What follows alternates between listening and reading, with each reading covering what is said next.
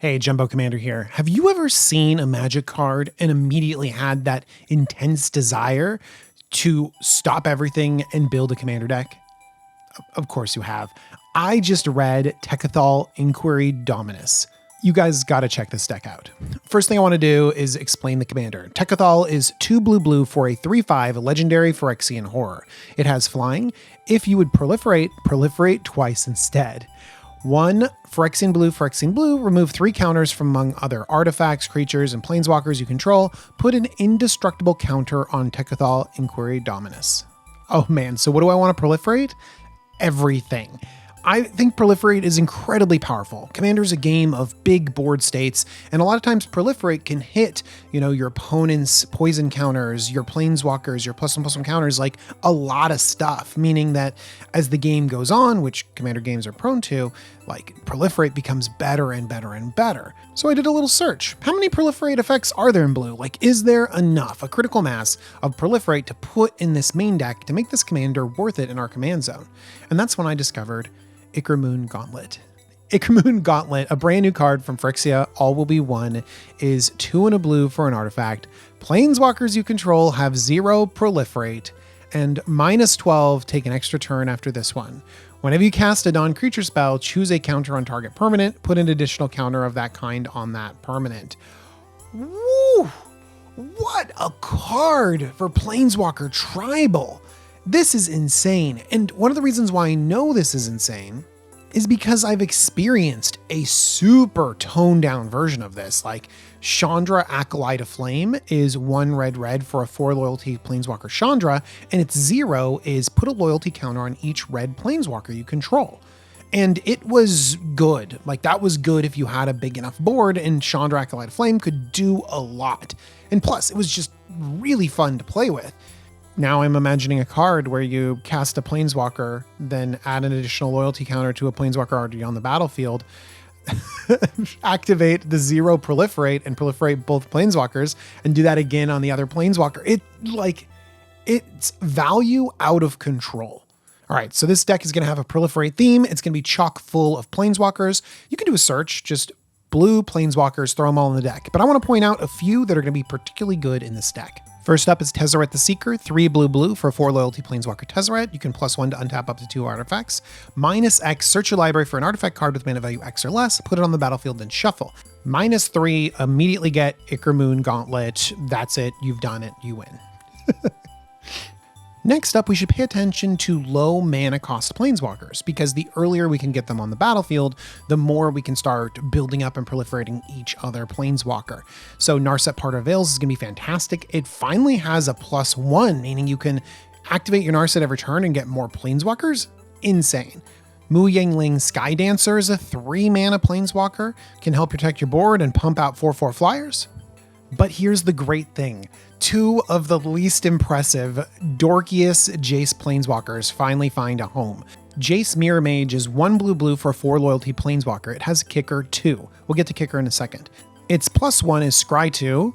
Not impressive. Its 0 ability is draw a card, and reveal it, remove a number of loyalty counters equal to its converted mana cost from this Jace. But the kicker is the kicker. Kicker 2 means that you make another copy of Jace Mirror Mage. Its starting loyalty is 1, but you just want lots of planeswalkers on the battlefield. Just imagine if these Jaces turn into proliferating engines. You don't scry 2. With the help of that artifact in your commander, you are just proliferating like crazy, and your planeswalkers are engines for each other and your entire board. There's one other janky planeswalker that's particularly exciting. It's Jace Cunning Castaway. 1 blue for a 3 loyalty Jace, +1. Whenever 1 or more creatures you control deal combat damage to a player this turn, draw a card, then discard a card. Lame. -2, create a 2/2 blue illusion creature token with when this creature becomes a target of a spell, sacrifice it. Also lame. But -5, which is very close, create 2 tokens that are copies of Jace Cunning Castaway, except they're not legendary. That's what we're going for. That's what we want, is to just build an army of planeswalkers, and they all feed each other with their extra proliferation, their loyalty abilities. It becomes crazy. And there are sequences of cards in this deck that allows Jace Cunning Castaway to go ultimate. where you -5 create 2 other copies, and then the proliferation on one of them allows the other one to ultimate, and then you create 2 more copies. It becomes super fun, super fun. There are going to be lots of good planeswalkers, but one other gross card is going to be Teferi, Master of Time. 2 blue for 3 loyalty planeswalker Teferi. You may activate loyalty abilities of Teferi, Master of Time anytime you could cast an instant. So with this wonderful artifact on the battlefield, you can just proliferate everything 4 times a turn. And before long, every planeswalker you own is going to be ultimate. So it has us thinking, okay, you know, you've talked a lot about great planeswalkers, but they've all centered around Iker Moon Gauntlet and this super proliferation effect. So we're going to have lots of ways to get Iker Moon Gauntlet onto the battlefield and protect it. I already mentioned that Tezzeret fetches it, but also Reshape can get it, Transmute Artifact can get it, Whir of Invention, Inventor's Fair, Trophy Mage. There's lots of ways to search for artifacts, and so you just have to find the ones that work best for you and your deck. But of course, we also have a backup version of this. This is the old school way to go off with planeswalkers, the Chain Veil. The Chain Veil is a 4-mana legendary artifact. At the beginning of your end step, if you didn't activate a loyalty ability of a planeswalker this turn, you lose 2 life. 4 tap for each planeswalker you control. You may activate one of its loyalty abilities once this turn, as though none of its loyalty abilities have been activated this turn. Yeah, if you double up your loyalty abilities, you're going to get to ultimates really fast. And of course, we also have that ever-present proliferate. Proliferate everywhere. The best thing has to be Flux Channeler. Just get tons of proliferate all the time. But of course, I like Contentious Plan. It's simple. I like Tezzeret's Gambit. Again, card draw with it. I really like the new Experimental Augury. Again, searching for what you really need for your next play, but proliferating along the way. Then we have protection in the form of counterspells like An Offer You Can't Refuse and Swan Song. Or if you want to ramp up the power and the money, it's Fierce Guardianship and Force of Will. You can also keep your opponents from attacking you with cards like Evacuation. We have very few creatures in this deck. Propaganda doesn't really work against planeswalkers, and so Fate Spinner is the card I love to play. It's 1 blue for a 1/2 human wizard. At the beginning of each opponent's upkeep, that player chooses Draw Step, Main Phase, or Combat Phase. The player skips each instance of the chosen step or phase this turn.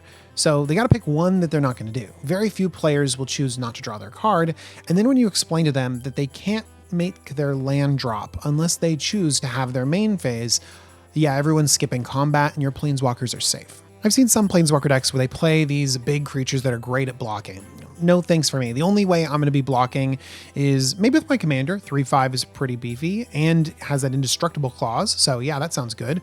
The only other thing I'm blocking with is a planeswalker itself, because I'm going to equip it up with Luxior Giada's Gift and make it a big creature. Of course, we're proliferating loyalty, but we could be proliferating the odd other effect. For example, counters on Astral Cornucopia, or +1/+1 counters on a card like Chasm Skulker, or we're going to infect you with an easy card to play like Inkmoth Nexus, or the Viral Drake that I already have in this deck because it proliferates.